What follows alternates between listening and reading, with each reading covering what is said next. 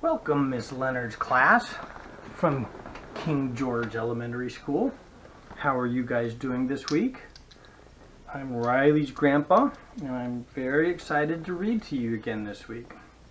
So, I hope everybody's been doing good, washing their hands, coughing into their elbow, taking care of their parents, making sure that you listen, because we don't want to get our parents crazy, because they're the ones who take care of us.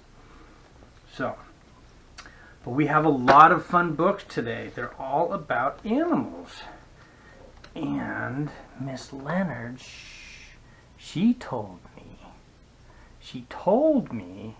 that one of you reminds her of this book that we're going to read first.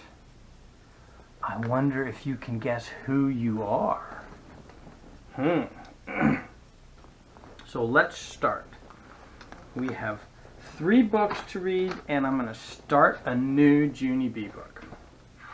So, let's try it. Oh, and our lightning bug's up. We're doing good. This book is called Ellie. It's written by an author named Mike Wu, and I think he probably illustrated it too, because I don't see the name of an illustrator. Yep. For my 2 girls, Corey and Penelope. So let's start off. On a bright winter day, when Ellie was just finishing her lunch, the zookeeper came by with an announcement. "Gather round," Walt called. "I have some news." Skinny guy with a hat over here. Oh look, the gorilla's reading a book, and he's got glasses like I do.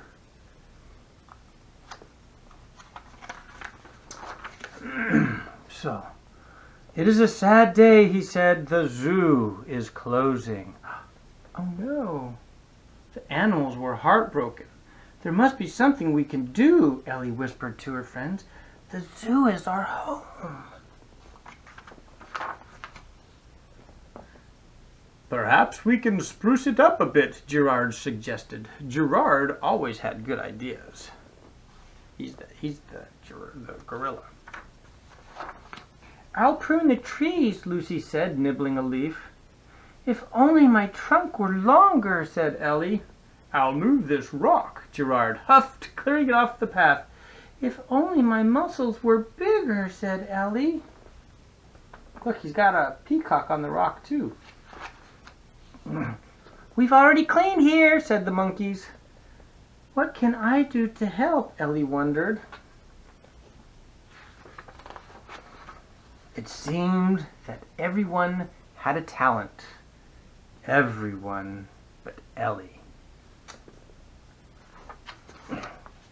Ellie thought she'd ask Walt to give her a job, but he was busy too. When the monkeys called him away, Ellie picked up the strange object he'd been holding. It had a smooth wood on one side and prickly hairs on the other. "I think I know what that is." Ellie gave it a try. Whoosh. When Walt returned, he saw her creation. He sprinted back down the path without a word. Had she ruined the wall? She felt so sad. Soon she heard a wagon with a squeaky wheel turn the corner. Maybe Walt did like her painting. Ellie added color here and a rainbow there. There were so many walls to color and so many colors to try. Ellie painted all of her friends. She painted the tallest ones, she painted the smartest ones, and she painted the quietest ones. Word spread of Ellie's talents. Squeak! Roar! Chirp! Ellie, the artist! Everybody's talking to everybody. People came from all over the city to have their portraits painted. Some came with balloons, others with awards. Ellie even painted Mr. Mayor with a smile. Doesn't look like Mr. Mayor smiles that much, but she painted him with one. Soon, people from around the world came to see Ellie, the remarkable painting elephant. Lucy hosted the crowds as they arrived at the zoo. Ellie's gallery. Gerard led tours through Ellie's art gallery. And on a bright spring day, with crowds cheering him on, Walt declared, "We are open for good, thanks to Ellie." Wow, what a good story. Ellie saved the zoo. Very nice. Our next two books are what if books. What if you had animal hair? I don't know. Let's see what they're talking about, shall we? What do you think? What if one day when you woke up, the hair on your head wasn't yours? What if overnight a wild animal's hair grew instead? A polar bear has double coat of hair to keep it warm. There's a woolly undercoat close to the bear's skin. Above that is a top coat made of a 6-inch long stiff oil-coated hair. The polar bear has hair looks as white as Arctic snow because the top coat hairs are hollow and clear and they reflect the light just like the snow. If you had polar bear hair on your head, you could play outdoors in cold, wet weather and never need a hat. A reindeer has a double coat too. It also has a lot of hair, as many as 5,000 outer hairs per square inch of skin. Each long, stiff outer hair has hollow core. These hairs trap air. In addition to keeping the reindeer warm, its hair helps this heavy animal float. Wow, float in the water. If you had reindeer hair, swimming would be easy, even in the roughest waters. That's pretty cool, huh? Muskox. A muskox has the longest hair of any wild animal. Some hairs are as long as 2 feet. Its shaggy coat hangs down to its hooves. This coat is also double thick and so tough it acts like a suit of armor. If you had muskox hair, you could play outside day or night in winter or summer without worry of frostbite, sunburn, or bug bites. Wow. Oryx. A scimitar-horned oryx has hair that is just right for its African desert home. The oryx's pale-colored coat reflects sunlight and keeps it from overheating. The hairs are also so short that any cool breezes easily reach its skin. If you had scimitar oryx hair, you'd never need a comb or a brush. Even if you rolled on the ground, your hair would be too short to tangle or collect dirt. Wow. Uh-oh, lion.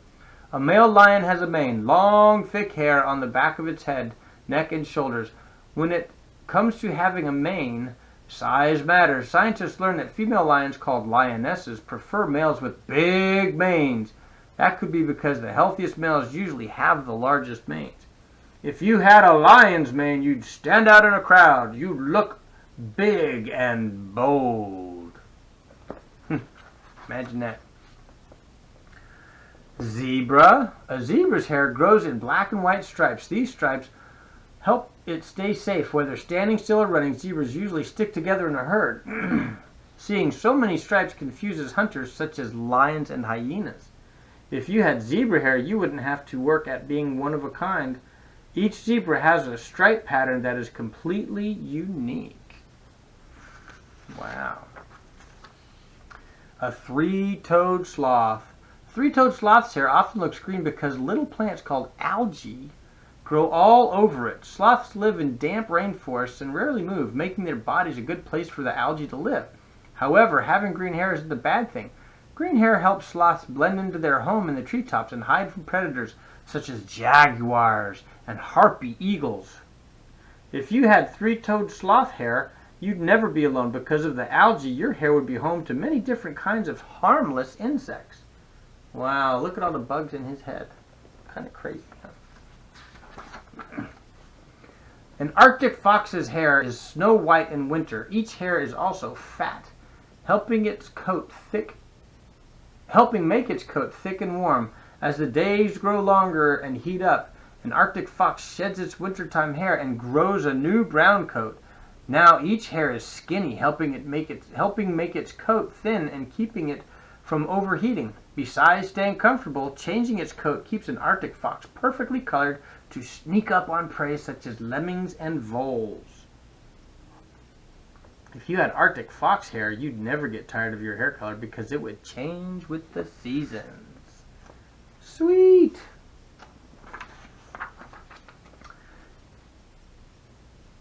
I'm going to guess at how you pronounce that. Giant pangolin. A giant pangolin's body is covered with scales, which consist of the same substance as hair. Like hair, the scales are made of tough keratin and grow out of the skin. A giant pangolin's scales also start small and grow longer until at last they fall out. New scales grow in to replace the ones that are lost. If you had giant pangolin scales, you wouldn't need to put on a helmet to ride your bike. Wow. A porcupine. Porcupine has a normal coat, but it also has special hairs too, called quills. Quills are stiff, needle-like hairs. If attacked, barbs on the end of each quill poke into the enemy's skin. Then even when they separate, the porcupine's quills stay stuck in the enemy. If you had porcupine quills, bullies would never bother you. You'd just do that. Ew. A star-nosed mole. Star-nosed mole's hair, unlike most animal hair, can lie flat in any direction. Pushed forward, sideways, or straight back, its hair will never stick up. It will always lie flat against its body. This lets a star-nosed mole slip easily through its underground tunnels, whether it's going forward or backing up. If you had star-nosed mole hair, your hair would stay put, whatever direction you combed it. That could be a very unique hairstyle. Wild animal hair could be cool for a while, but you don't use your hair to stay afloat or confuse predators. You don't need your hair to change the seasons, be a helmet, or lie flat in every direction, and you'll never defend yourself with your hair, no matter what. So, if you could keep wild animal hair for more than a day, which kind would be right for you? Let me see, what would I want? Luckily, you don't have to choose. The hair that grows on top of your head may look wild from time to time, but it will always be people hair. It will be what you need to protect your head from heat, chills, and bumps, and make you look your best when it's clean and brushed. Nice. Very good book. We have another What If You Had book. Alright, let's see how long this one is. What's this one about? Oh, this is if you had animal teeth. So you've lost your front teeth. Before you know it, 2 new ones will push right into their space, and if an animal's teeth grew in instead, what would happen? What if you had a beaver's teeth? They're shaped like chisels and are very sharp, and they're perfect for biting off bark and cutting down trees. If you had beaver teeth, your front teeth would never stop growing, so you could gnaw all the tough stuff you like, day after day, all your life. Great white shark teeth. A great white shark's front teeth are all like, hold on a second. A great white shark's front teeth are like all its others, 2 inches long with the edge like a steak knife, and they're great for biting through super thick things like an elephant seal skin. If you had great white shark teeth, you'd never have to worry about losing a tooth. There'd always be a new tooth growing in behind, ready to slide into place, and there'd never be a gap in your bite. Wow, that looks scary. But yes, she's thinking, here comes the tooth fairy. Look at all those teeth. Blah, blah. Okay, here we go. A narwhal. A narwhal's front teeth do something quite strange. The right one stays small, but the left one grows longer and longer and longer to nearly 10 feet. Once it's that big, it has a new name. Instead of a tooth, it's called a tusk. What if you use your tusk for if you were a narwhal? Would you poke around to find fish or to fight off your enemies, or would you feel your way through the darkest parts of the ocean Even scientists wonder what a narwhal does with its tusk. An elephant's front teeth are called tusks too. A male's tusks grow between 5 and 7 inches longer each year of its life. Wow, that's a long time. The world record elephant tusks were more than 11 feet long. Wow. They're great for digging holes and pulling up tree roots to munch. If you had elephant tusks as your front teeth, they would be super strong too. You could easily lift and move your bed or even a family car. No one would bully you, not even tigers. He's kind of scared of them. Rattlesnake. A rattlesnake's front teeth are called fangs. They're shaped like hooks, and the tips are like needles. They fold up like a pocket knife when the snake closes its mouth and snap forward when it opens wide. If you had rattlesnake fangs, your front teeth would inject deadly venom, so your teeth would be all you need to fight enemies or catch food to eat. Naked mole rat. A naked mole rat's front teeth are shaped like shovels and are in front of its lips. They're perfect for digging the family's tunnels without getting a mouthful of dirt. If you had naked mole rat front teeth, you could move each tooth separately to the left or the right. They work just like chopsticks for picking up food. Bite by bite. Wow. A vampire bat. Vampire bats' front teeth are triangle shaped and sharp as razors. They're perfect for scooping out a bit of animal skin so they can lap up the blood that flows into the wound. If you had vampire bat front teeth, you wouldn't have to worry about them chipping since they'd lack a hard enamel coat. The edges would wear away easily and always stay sharp. Apparently you're going to use it to wrap gifts too. Hippopotamus. A hippopotamus's front teeth are long, straight pegs with very sharp edges. They're powerful weapons, so opening wide to show them off helps hippos scare away their enemies and the males to win a mate. If you had hippopotamus front teeth, you'd never need to brush your upper teeth would grind against your lower ones, keeping them clean and white. Wow, that might be a benefit. Bengal tiger. A Bengal tiger's front teeth are biting six-pack. 4 sharp pegs edged by twin pointed cones set between its giant dagger-like canines. They're perfect for scraping feathers off birds and meat off bones. If you had Bengal tiger front teeth, they'd be strongly anchored in your jaw. You could bite and hold tight while dragging something as heavy as 5 times your weight. Crocodile. A crocodile's front teeth are all shaped like cones and have sharp tips. They bite well, but come out easily, and new ones grow in very slowly. So crocodile's front teeth are always changing and are often different sizes. If you had crocodile front teeth, your teeth would stick out when you closed your mouth. You wouldn't need to open wide when you went to the dentist or give a toothy grin. I think I'd be scared if you had crocodile teeth. Camel teeth. A young camel's front teeth are long, strong, and have very sharp edges. They're just right for nipping off tough, thorny desert plants. If you had camel front teeth and ate tough stuff 8 hours a day as camels do, by the time you were grown up, your front teeth would be no more than stubs. Animal teeth could be cool for a while, but you don't use your front teeth to cut down trees or scare off enemies, and you don't need them to dig tunnels or bite real tough stuff. And you'll never lift the family car with your teeth, even for fun. So what kind of front teeth are right for you? Luckily, you don't have to choose. The teeth that replace those that you lost will be people teeth. They'll be what you need to bite apples, carrots, and corn on the cob. Just what you need to help you talk. And best of all, show off when you smile. Fun story. All right. So, last week we finished number 3 Junie B. Jones. I have here number 4 Junie B. Jones. And I think we're going to try and read a couple chapters of number 4. This one is called Junie B. Jones and Some Sneaky Peeky Spying. Okay? So, let's get started. So this one is an imagination book, remember? So we're going to use our imagination, close our eyes, and listen to the story and try and see, because the other books that we did were picture books, and you didn't need an imagination. You could kind of use your imagination to imagine what you would look like with the teeth or the hair, but you didn't need your imagination to see the pictures because the pictures were on the book. So here we go.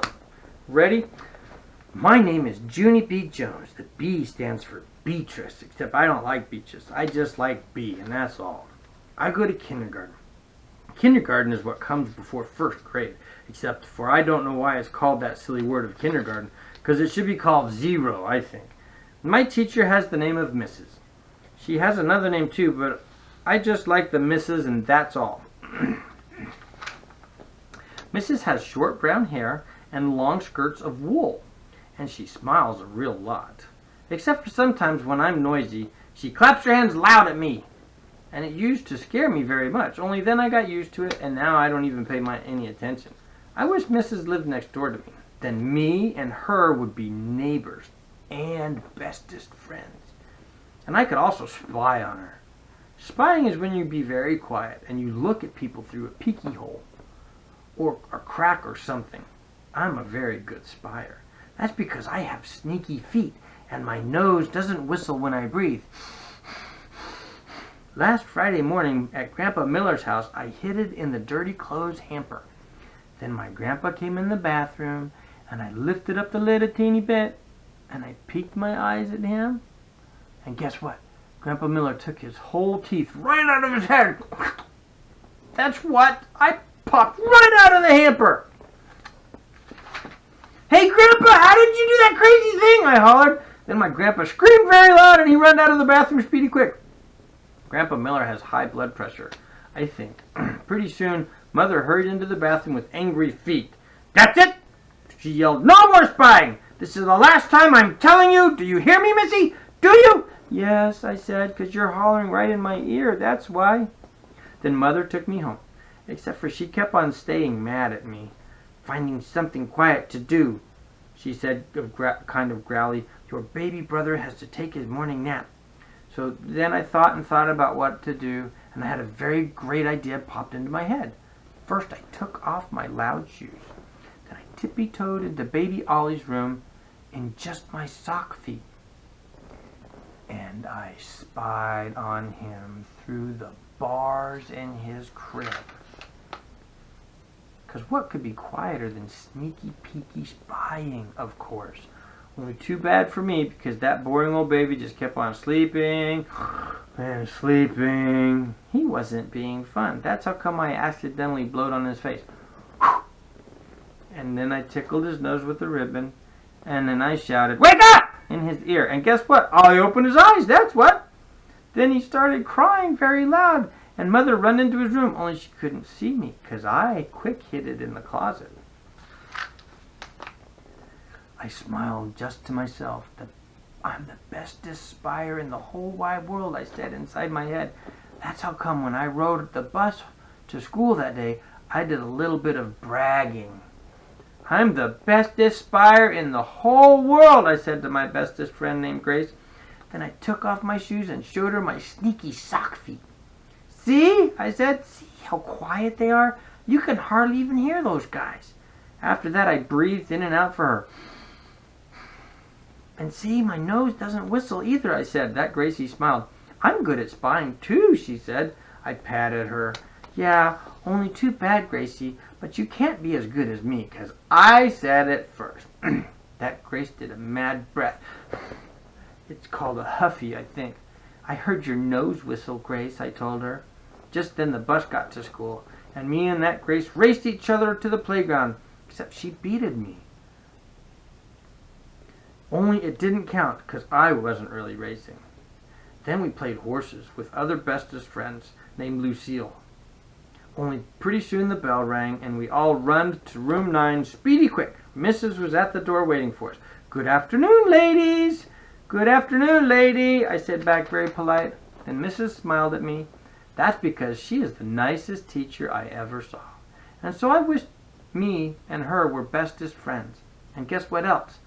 I wish I could hide in her hamper. Me and my bestest friend Lucille sit at my same table together. My table is where I sit up straight. and do my work. I don't talk to my neighbor. Except I keep forgetting that part.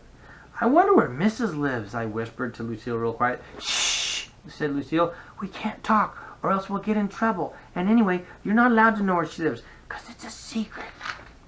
Says who? I asked. Says my brother, that's who, and he's in 3rd grade. And he says teachers have to keep their house a secret, or else kids might go there and throw rotten tomatoes. No! You guys wouldn't do that to Miss Leonard's house, would you? I did hear Huffy at her. Yeah, only I don't want to throw rotten tomatoes, Lucille, I explained. I just want to hide in her hamper, and that's all. I don't care, she said. You're still not allowed, because my brother said so, and he knows more than you do, so there. I made an angry face. So there is not a nice word, Lucille, I said. Then I made a fist at her, except for Mrs. saw me, so I had to unfold it. And after that, I behaved myself very good. I sat up real straight, and I did all my work. Work is when you use your brain and a pencil. Only sometimes I accidentally use my eraser too hard and rub big holes in my paper. Hey, I did beautifully today, I called out. 'Cause guess what? No hole! That's what. Mrs. came to my table. She put a gold star on my work. You did a beautiful job, Junie B, she said. Maybe I'll hang this one on the wall for Grandparents' Day on Monday. Would you like that? Yes, I said. Only I keep forgetting on how come those guys are coming to this place. Then Mrs. explained to me all about Grandparents' Day again. She said our grandparents are coming for a visit, and we get to show them room 9. And we also get to have some Freshmints together. Mrs. said Freshmints are cookies and a beverage. I raised my hand. Yeah, only I don't think I'm allowed to have that kind of a drink named a beverage, 'cause I'm only allowed to have milk and juice, and that's all. Mrs. looked up at the ceiling with her eyes. Then I looked up there too, but I didn't see anything. How many of you think you can bring cookies on Monday? Mrs. asked. I can't, I hollered very excited, because my mother's the bestest cookie baker in the whole world. That's why, except for one time she accidentally forgot they were in the oven and the fireman had to come to our house. Mrs. laughed. Only I don't know why, because that was not a funny story. Excuse me. After that, she gave me a note for Mother. It was some writing about baking cookies, I think. If your mother has any questions, please tell her to call me. Just then I got a very great idea. Hey, I said, maybe me and Mother can bring the cookies to your house. And then I can see where you live. Mrs. rumpled my hair. You don't have to come to my house, Junie B. Just bring the cookies to school on Monday morning. I smiled very sweet. Yeah, only I still want to see where you live, I said. Then Mrs. turned around and she walked back to her desk. That's how come I had to follow her. Do you have a rich kind of house or a regular kind of house? I asked her. 'Cause I just have the regular kind of house. Except for Mother wants the rich kind. Only Daddy said, lots of luck. Mrs. pointed at my chair, and that means to sit down, I think. Excuse me again. Yeah, only do you have a daddy that lives at your house too? Are there any pictures of him on your wallet? Let's look in there, okay? Do you have a secret compartment in it? Because my Grandpa Miller has one of those things with $50 in it. Only don't tell Grandma. Mrs. took my hand. Then me and her walked back to my table. Yeah, only guess what I'm wondering now? Now I'm wondering what your bedtime is, because my bedtime is when the little hand is on the 7 and the big hand is on the 6. Only I hate that silly bedtime, because I'm not even tired yet, of course. Mrs. put her finger to her lips. That's enough, Junie B, she said. I mean it. I want you to settle down now. Then she went right back to the front of the room, and she didn't answer any of my questions, because guess why? Mrs. is a secret mystery guy. That's why. Chapter 3 next week. So, I hope everybody's doing good. I miss coming and seeing you. I don't even get to go see Riley. Can you believe that? I miss Riley too. I hope you guys are all doing well. Have a wonderful week. I will talk to you next week and we'll read some more stories. Hugs and kisses, air pumps, air pounds for everyone. And we'll see you next week. Bye, guys.